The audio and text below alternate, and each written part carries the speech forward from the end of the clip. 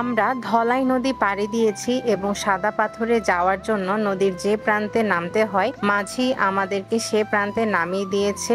এখন আমার চারপাশে আমি বিস্তীর্ণ ভূমি দেখতে পাচ্ছি, অনেক বিশাল বিশাল জায়গা, চারপাশে পাহাড়, দূরে দূরে অনেক পাহাড় দেখা যাচ্ছে। আপনাদের ভাইয়া হাঁটতে হাঁটতে অনেক দূরে চলে যাচ্ছিল এবং আমরা পিছিয়ে গিয়েছিলাম। তারপর আমি বললাম যে অত দূরে না যেতে। সে হাসতে হাসতে আবার আমাদের কাছে চলে আসে। এরপর আমরা একসাথে আবার হাঁটা শুরু করি অনেক দূরের পথ। যাওয়ার সময় রাস্তার পাশে অল্প কিছু দোকান দেখলাম, এগুলো হচ্ছে সব ভাসমান দোকান। এখানে বিভিন্ন ধরনের পোশাক পাওয়া যায়, ছেলেদের পোশাক, মেয়েদের পোশাক এবং মাথার হ্যাট পাওয়া যায় ছেলেদের মেয়েদের উভয়ের। তারপর আরো কিছু দোকানে দেখলাম অল্প কিছু কসমেটিক্স, বিস্কিট, অনেক কিছু আছে। এরপর আরো কিছু সামনে গিয়ে দেখলাম অনেক সুন্দর সুন্দর ঘোড়া নিয়ে কিছু লোক দাঁড়িয়ে আছে। এই ঘোড়ায় চড়ে আপনারা সাদা পাথর সামনে পর্যন্ত যেতে পারবেন। অনেকেই দেখেছি এই ঘোড়ায় চড়ে সামনের দিকে এগিয়ে যাচ্ছিল।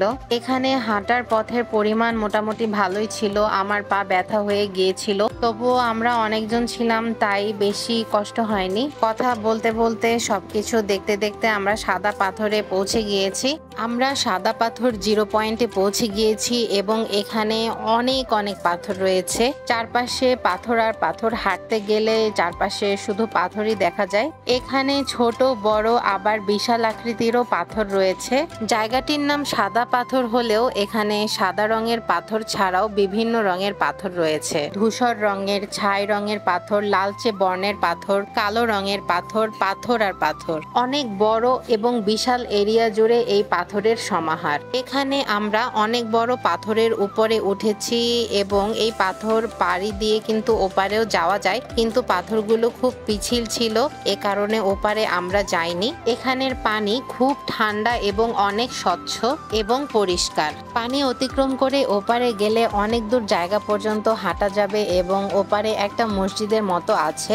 আমরা ওপারে গেলে মসজিদেও যেতাম, কিন্তু সময়ের অভাবে আর যাওয়া হলো না, কারণ আমাদেরকে আবার নির্দিষ্ট সময়ের পরে ব্যাক করতে হবে। এরপরে আমরা পাথরের উপরে এবং পানির মধ্যে কিছুক্ষণ হাঁটলাম। অনেকগুলো পাথর কিন্তু পিছিল রয়েছে, দেখে শুনে পার হতে হবে, না হলে পড়ে যাওয়ার সম্ভাবনা থাকে এবং যে কোনো ধরনের অ্যাক্সিডেন্টও হতে পারে। আমরা পাথরের উপরে বসে কিছু ছবি তুললাম এবং এই যে পাথর, অনেকগুলো পাথর আমি ধরে ধরে দেখছিলাম, চিন্তা করছিলাম আমার বান্ধবীর জন্য কিছু পাথর নিয়ে যাব এবং আমি সুন্দর দেখে কয়েকটা ছোট ছোট পাথর নিয়েও এসেছি। আমরা পাথরের উপর দিয়ে অনেক দূর হেঁটেছি। আপনাদের ভাইয়া খালি পায়ে হেঁটেছে, আমিও হেঁটেছিলাম, কিন্তু অনেক বালু এবং উঁচু নিচু। এখানে পাথরের উপরে কয়েকটা ছোট ছোট স্টল ছিল, সেখানে আনারস, পেয়ারা, শসা কেটে রাখা হয়েছিল এবং বিভিন্ন ধরনের আচার ছিল।